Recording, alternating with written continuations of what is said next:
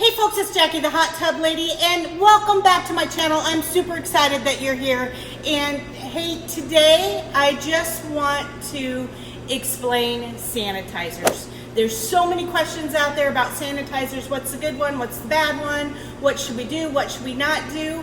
And I'm going to get into extreme detail on all of those and how you should take care of your hot tub and what way you should sanitize it. And I will be right back to tell you how to do that. In the meantime, while you're waiting for me to come back, hit that subscribe button down below and don't forget to shoot a thumbs up. It's really helpful. It gets you the information that you need to be a happy hot tub owner. So hit that thumbs up and I'll be right back.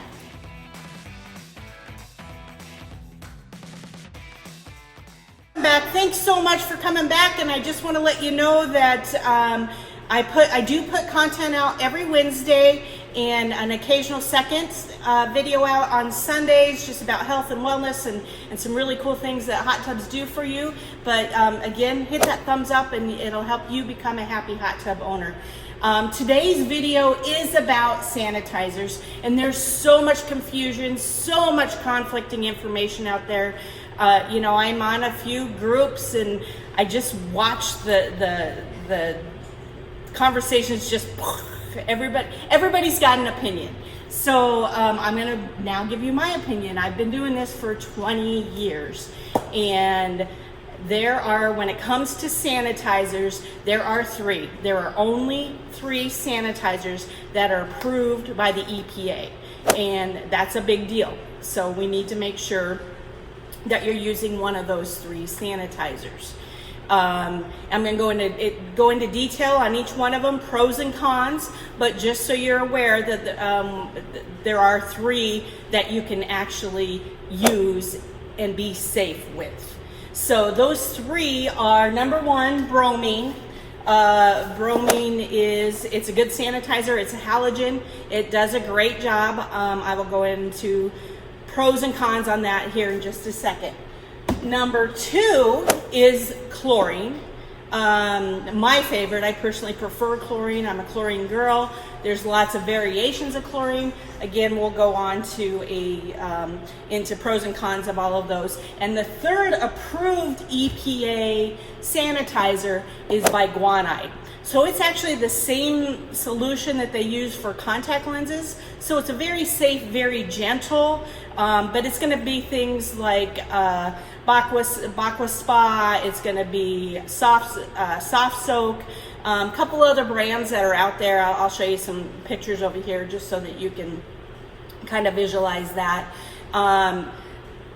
They have some advantages and disadvantages as well, but there are some things that you just need to be aware of. If you are doing bromine, we're going to start bromine first. Bromine's a great sanitizer. It's very consistent and it does its job. Not my favorite for the reasons of I'm not a big fan of the smell, and it's actually a super acidic sanitizer. So it's actually going to bottom out your pH and alkalinity. So even though you got the peace of mind in knowing that the sanitizer is safe on a bromine system, whether you're doing concentrate or you're doing a floater and a tablet, or even the Spa Frog bromine piece of it, it's very acidic. So it does bottom out your alkalinity and pH quite a bit. So the people who should use bromine are the people who are super consistent users, don't have big, huge parties, don't do a lot of entertaining. We know, okay, we've got three people in the family are going to use it 5 nights a week, and that's just how it's going to be. Those are who should be using bromine. But I would tell you, and I can, again, been doing this for a really long time, and I did bromine on my own hot tub for a long time. With bromine, you will bottom out your pH and alkalinity, and you'll think everything is fantastic because the water is crystal clear. It looks amazing in a bromine hot tub, but it is very, very hard on the hot tub. Bromine hot tubs will not last as long as chlorine hot tubs if you do not take care of your alkalinity and your pH. Alkalinity needs to be between 80 and 120, even 180 in higher areas, and your pH needs to be at 7.6. That is something that you will have to check on a weekly basis if you are on a bromine hot tub. Bromine is good. The other good thing about bromine is when it becomes a combined molecule, so like when you're smelling it, that's called a bromamine, and that is actually still sanitizing. So when it becomes that combined molecule, it's still sanitizing. So those are some actual good pros about bromine. Your water will look good, your water will be safe, but it is very, very acidic, and I personally am not a fan of the bromine smell. Number 2 is chlorine. My personal favorite. I do love chlorine. Been doing this for 20 years. I always go back to chlorine. Chlorine is definitely my favorite sanitizer. And there's lots of variations of chlorine, which is really awesome. They've figured out a few things. The Spa Frog at Ease, awesome program. Absolutely awesome program. Salt is another program that is a chlorine. It's a chlorine. You're just making your own chlorine. So a saltwater hot tub is still a chlorine hot tub. So chlorine is awesome. It's fantastic. You do want to keep depending on what system you're on, if you're using a mineral cartridge, something like a freshwater Nature 2 cartridge, or if you're using the Spa Frog Nature 2 cartridge, that is a backup system to the sanitizer. And so you can keep your chlorine at a very low level at a 0.5 part per million. And then if you're just on regular chlorine, you want to be at about a 3 to 5 part per million on chlorine. What I like about chlorine is it is the most forgiving. You can definitely fix it the easiest. You just add chlorine, and you either add chlorine or add Jacque. One of those two things will always fix your water. One of the bad things on chlorine is chlorine, when it becomes a combined molecule, it becomes what you call a chloramine. And when you can smell chlorine, that's bad. You should not be smelling chlorine. Your hot tub should never smell like chlorine. When you walk into a hotel and you're like, oh, the swimming pool's in great shape, you can smell the chlorine, that's bad. It's not working at that point. So you have free chlorine and total chlorine, and when those molecules get too far apart, that's when you get that chloramine smell. And chloramines are not sanitizing. Where on the bromine side, bromamines are sanitizing, chloramines are not sanitizing. And so to make those work again, you do have to shock your hot tub and get to what we call breakpoint chlorine, which is 10 part per million or higher.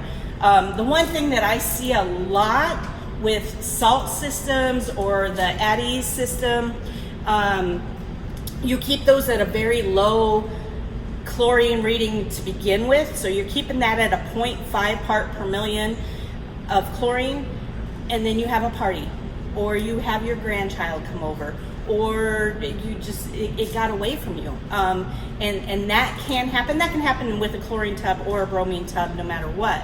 But so what happens is you actually create a little bit of a demand because you've used up all that chlorine. And so, especially on like the Spa Frog and the salt systems, you've used up all the chlorine. And the best way for me to describe it is you have a big party. You have a huge party. All these people come to the party. You spend a ton of money making sure that everybody had a great time at the party. So you spend a lot of time making sure the hot tub was perfect for the party. So you have the party, everybody leaves, everybody goes home. You have to clean up, and then you check your checking account, and oh, hey, I maybe spent too much money, and I'm now $100 overdrawn on my checking account. And so, hey, I better get some money into that checking account before I get overdraft fees. So I throw in $90 because that's all I got at the moment. Guess what? I'm still overdrawn, and I still have a demand on that chlorine. This or a salt system doesn't put out enough to recover from that party or that heavy usage. So you actually have to put in enough chlorine to recover that. A quick, easy tip that I can tell you, and I have my customers do this all the time, is that they come in, they're like, I can't get a chlorine reading, and what do I got to do to get a chlorine reading? So you've taxed that system to the point that it can no longer put chlorine in the tub. It can't. It's still producing, but just not enough. So what I'll have people do is I'll have them put 2, 3, 4 tablespoons in, wait 10 minutes, test their water with a test strip. You want to test your free chlorine, not your total chlorine, but you want to make sure you're testing free chlorine, and you need to get that free chlorine up to 10 part per million for 3 minutes. I just need you to get up to 10 part per million. If you don't get to 10 part per million, so let's say you put in 3 tablespoons of chlorine, you're still only showing a 0.1 or maybe a half of one, and you just put in 3 tablespoons of chlorine, you need to repeat it. You need to repeat it until you get to 10 part per million of chlorine.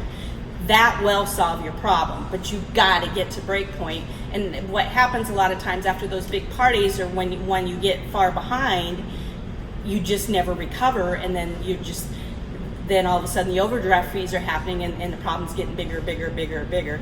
The beauty of a hot tub versus a swimming pool is you can just drain it and start over at some point. But sometimes you have to really put in a big deposit to get that chlorine to work.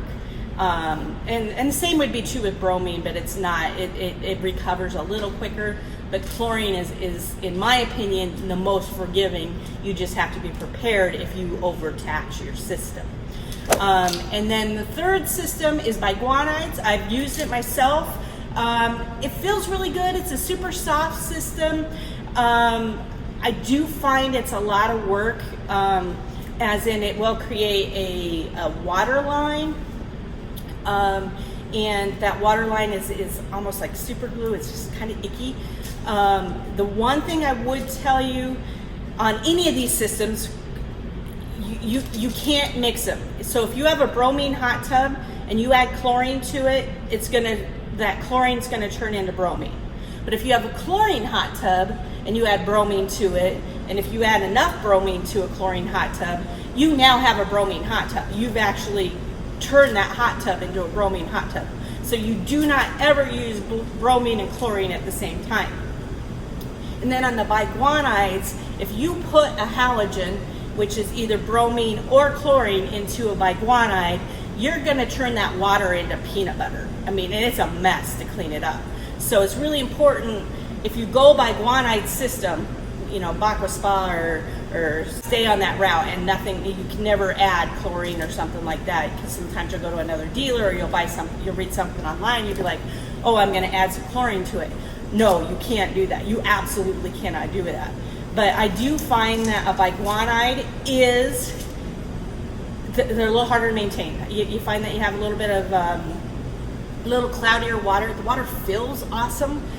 I personally feel that they're more work, and they are very high in pH and alkalinity, so they're complete opposite of bromine, and you're constantly trying to get that pH down. And if you keep that pH down, you'll definitely see the difference. And I'll link a video up here about the importance of how to balance your pH and alkalinity, because that's a big deal. So, it's your preference. Whatever you want to do, you can use any one of the 3. I would suggest, and this is where the haters are going to come in, Ozone's a great option, but it's an addition to. UV's a great option, but it's an addition to. Those things are all awesome, but they are not standalone sanitizers. All that stuff that's out there, all those things that people are saying, oh, throw vinegar in your hot tub, that is not a sanitizer. Peroxide is not a sanitizer. Those are things that are not EPA approved, and you're actually doing quite a bit of damage to your hot tub. So as long as you're using one of the 3, chlorine, bromine, or a Biguanide, you're gonna get along just fine. Some of them are a little more work than others, some of them are a little more forgiving than others, but there are 3 sanitizers and only 3 sanitizers. If you wanna add ozone to your hot tub, fantastic, I sell it. It's a nice option to add to your system. If you're on salt, I'm a big proponent of salt. I love salt, but you got to remember a salt hot tub is still a chlorine hot tub. So I actually am a salt. My opinion, if you don't have a saltwater system, this is the way to go. I would definitely go. It's super easy, and you just know if you overtax the system, you got to give it a little extra work. Make sure you clean your filters, huge deal. Keep your alkalinity and pH balance, and you will get along with any one of those 3 sanitizers. And just know there is no miracle cure out there. You do need to use one of those 3 sanitizers to make sure that you are having a safe environment hot tub. Hey guys, that's what I got for today. Please shoot down any questions that you have. I'd be more than happy to answer them. I've been doing this a really, really long time, and there's nothing I haven't seen.